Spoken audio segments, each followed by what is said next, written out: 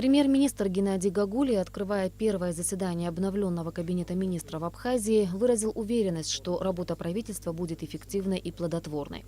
Геннадий Гагулий также сообщил о результатах субботника, проведенного 24 мая. Премьер, в частности, отметил, что большинство граждан отнеслось к этому мероприятию не так ответственно, как хотелось бы.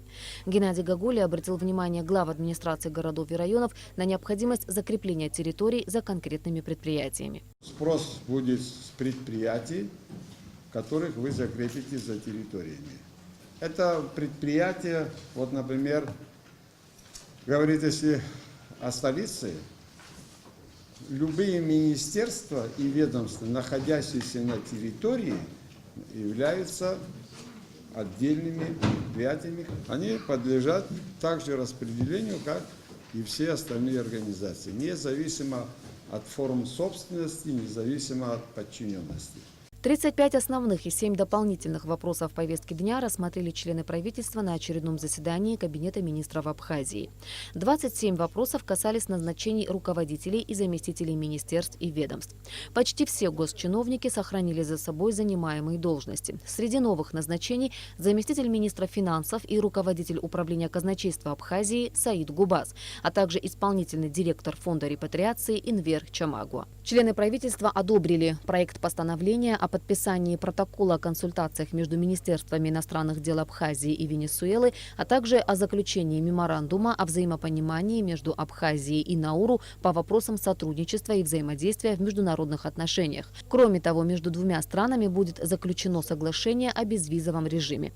Решением Кабинета министров постановление о порядке сокращения размеров подлежащих оплате административных штрафов в случае их оперативной оплаты от 28 декабря 2017 года внесены изменения.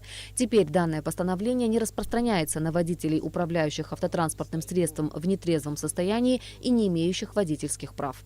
В правила предоставления юридическими лицами сведений о деятельности, связанных с оборотом наркотических средств и психотропных веществ, также внесены изменения. Количество и запасы наркотических средств и психотропных веществ в отчетах указывать в единицах лекарственной формы, а не в граммах, как это раньше было.